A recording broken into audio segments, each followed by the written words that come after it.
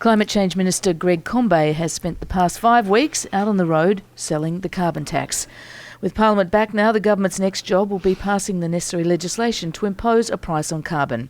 Greg Combet is in our Parliament House studio. Minister, welcome to breakfast. Morning, Fran. Another anti-carbon tax rally in front of Parliament today. Have you considered addressing it? No, I haven't. I haven't been invited either, and if it's anything like the last one, I wouldn't want to appear there. Well, what if it's not like the last one? What if it is just busloads of people who genuinely hate your carbon tax? As Barnaby Joyce told us earlier, ordinary people, ordinary voters, concerned about the cost of it on their quality of life. Oh, well, as you've said in introducing me, I've been travelling the country quite a lot, and I don't think from what we saw at the last rally it's representative of really what the broader community thinks and feels. Yes, there's a lot of concern that's been whipped up by Tony Abbott's completely unprincipled, opportunistic, fear campaigning. But once you have the opportunity to sit down and talk the issues through with people, and they recognise that the cost impact is in fact modest, that the government's delivering tax cuts, increases in the pension and family payments and the like, there's a lot of support for jobs that'll be environmentally effective. People come out of the discussions with a bit of a different approach, I think.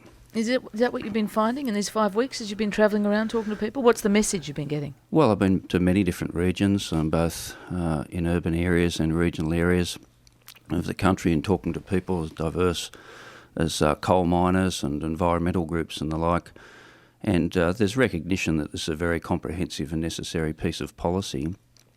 People do have the concerns that I've described about cost of living and job security and the like, because it's been whipped up by really what's been a disgraceful fear campaign run by Tony Abbott. I mean, he's really damaged consumer sentiment in the economy, I think, from what I've seen and the conversations I've had with people. But now that all of the detail is out and people are able to see what they'd be entitled to in terms of household assistance, the significant support that's there for jobs for important industries like steel or coal mining, people are increasingly comfortable, I think, with the direction that the government's going in. Not so much the mining industry and some other business groups. The Minerals Council and others are planning to roll out a sizable media campaign against the carbon tax. And we read in the Financial Review today that Mitch Hook from the Minerals Council tells his members, and this is a quote, "The new paradigm is one of public contest through the popular media, more so than rational, considered, effective consultation and debate." And basically, we've got to get into it. What's your response to that? Well, that's a commentary on Mitch Hook and the Minerals Council's approach, isn't it, really? That Why? What do you mean? Well, he's essentially acknowledging that the Minerals Council and its involvement in this advertising campaign through the Trade and Industry Alliance, or whatever it's called, that they're not having any regard to real policy discussion, facts or rational debate or considered opinion on the policy. Well, I think what he's suggesting is the only way to get policy changed in this current government and this current parliament is to spend your own money and go out and shout it from the rooftops. Well, that's complete rubbish. We had a 6-month period of extensive consultation with the business community in which many business leaders, of course, actively and constructively engaged. And, of course, we copped a lot of criticism for that, because so that would be a meaningful conversation with business and other stakeholders, we released in February, of course, the framework for the carbon price mechanism, and we copped a lot of criticism for it, but it was in fact important to do so that there would be meaningful consultation.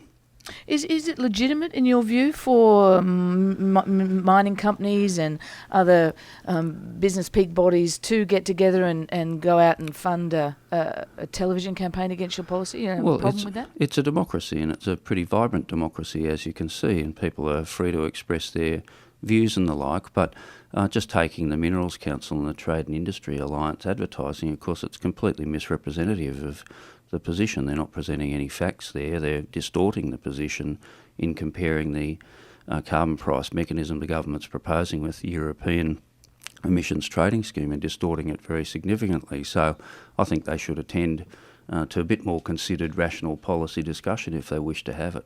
Are you worried about such an impending campaign? The miners did a good job of knocking off Kevin Rudd's mining tax.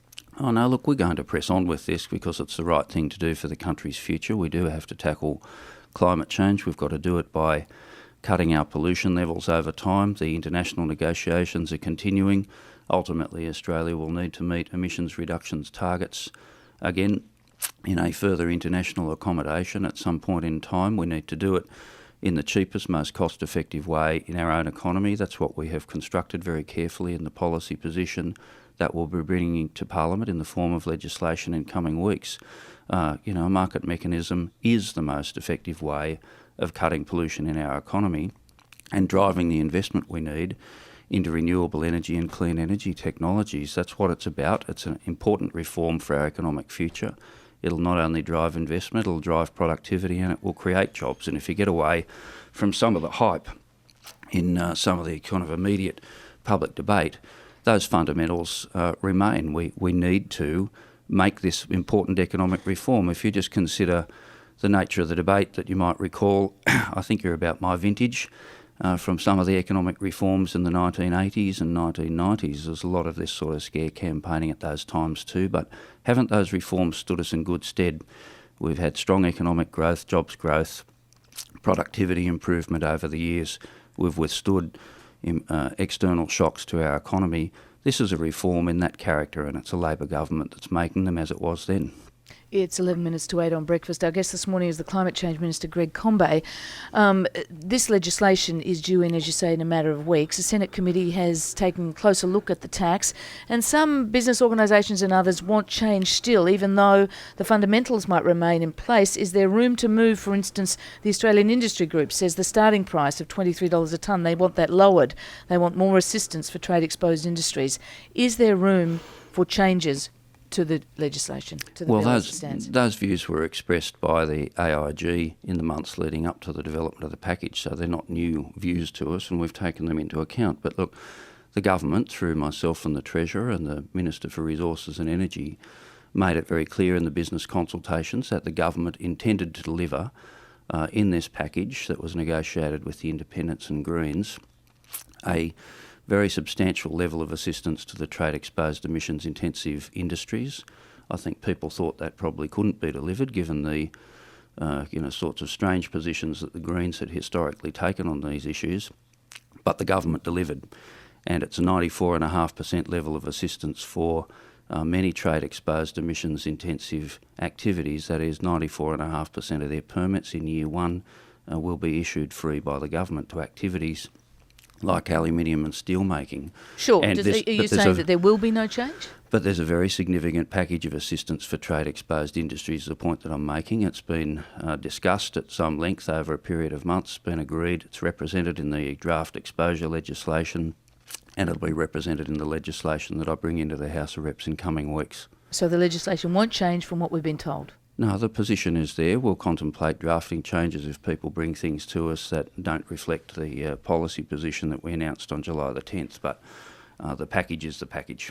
Okay, the package is the package. What about the fact that the package is due to be discussed and ushered in at the time of great turmoil on global financial markets, which is going to put a heavy burden on our industries and our trade-exposed industries in particular? Is there any case, as Jack Nasser, chairman of BHP Billiton, suggested earlier this week, that you should perhaps be slowing it down?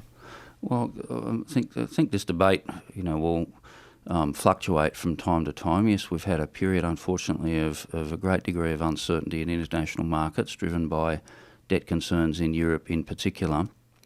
However, this is a reform to our economy that is necessary in the long term. It is a manageable economic reform, and what's more, it will deliver certainty. Just consider specifically an investment in the energy industry for a moment. For an asset that might have a life of 30, 40 or 50 years, a new electricity generator, the longer that we delay making this change, the longer that we delay important investments like that in our energy infrastructure. The business community for quite a period of time now, quite understandably, has wanted this issue to be resolved. It's been debated for years.